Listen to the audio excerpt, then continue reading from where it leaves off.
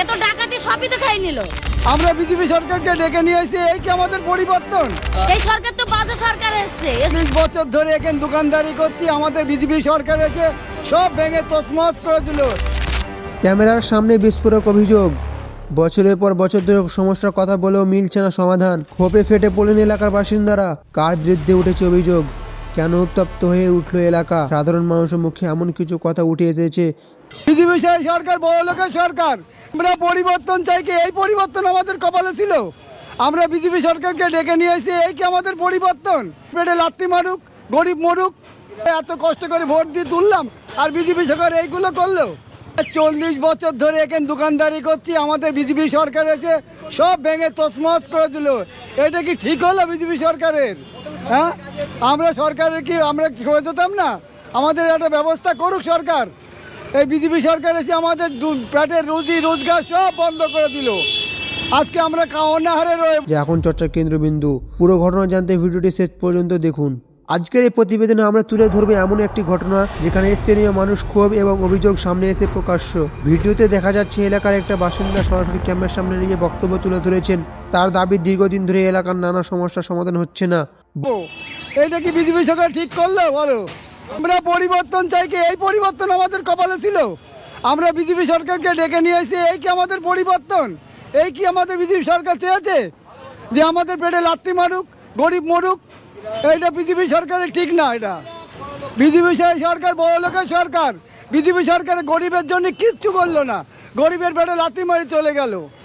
এটা বিজেপি সরকার উচিত হয়নি। আমাদের পুনর্বাসনের ব্যবস্থা করুক বিজেপি সরকার। আপনি চাইছেন যে পুনর্বাসন দিয়ে এগুলো ভেঙে ফেলা উচিত? হ্যাঁ, এটা পুনর্বাসন দিয়ে ভেঙে ফেললে কোনো দুঃখ ছিল না আমাদের।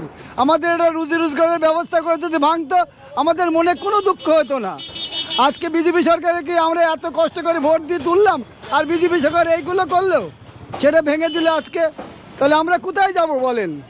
আমাদের বহুবার অভিযোগ জানালো হলেও কার্যকর পদক্ষেপ দেখা যায়নি বলে অভিযোগ। স্থানীয়দের বক্তব্য অনুযায়ী সমস্যাগুলি ধীরে ধীরে আরও জটিল হয়ে উঠেছে, ফলে সাধারণ মানুষের দৈনন্দিন জীবনে প্রভাব পড়েছে।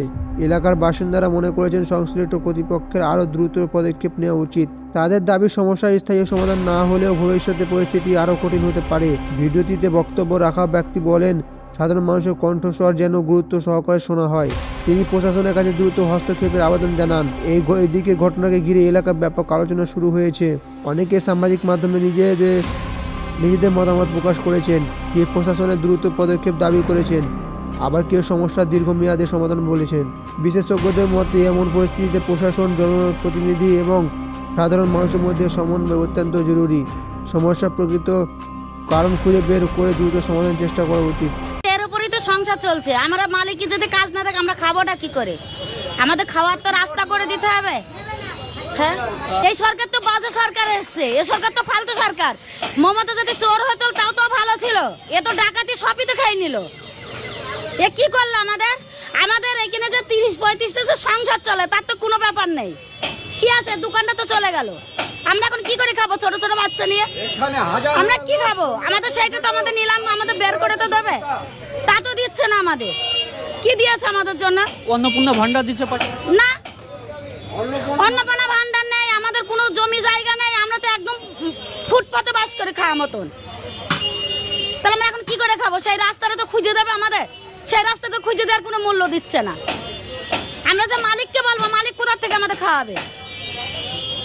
আমরা কথা বললাম কৃষ্ণনগরে স্টেশনের চত্বরে যারা ব্যবসা করে রুজি চলতো সেই ব্যবসায়ীদের সঙ্গে কথা বললাম। তারা জানাচ্ছেন যে সরকার যেটা করলো সেটা ভালো করলো না, কারণ তারা হিন্দুত্ববাদী সরকার নামে তারা আশা হয়ে সেই সরকারের প্রতি আস্থা রেখে ভোট দিয়েছিলেন, কিন্তু সেই সরকার আজকে তাদেরকে কর্মসংস্থান না দিয়ে উচ্ছেদ করেছে, পুনর্বাসন না দিয়ে উচ্ছেদ করেছে। তেমনি পাশাপাশি একজন জানালেন যে এখানে তার সংসার চলতো, 3টে ছেলে মেয়ে আছে, কিন্তু 3টে ছেলে মেয়ে থাকা সত্ত্বেও আজকে তিনি কর্মহীন হয়ে পড়েছে, কারণ তার এই ব্যবসার যে জায়গাটা সেটা উচ্ছেদ করেছে।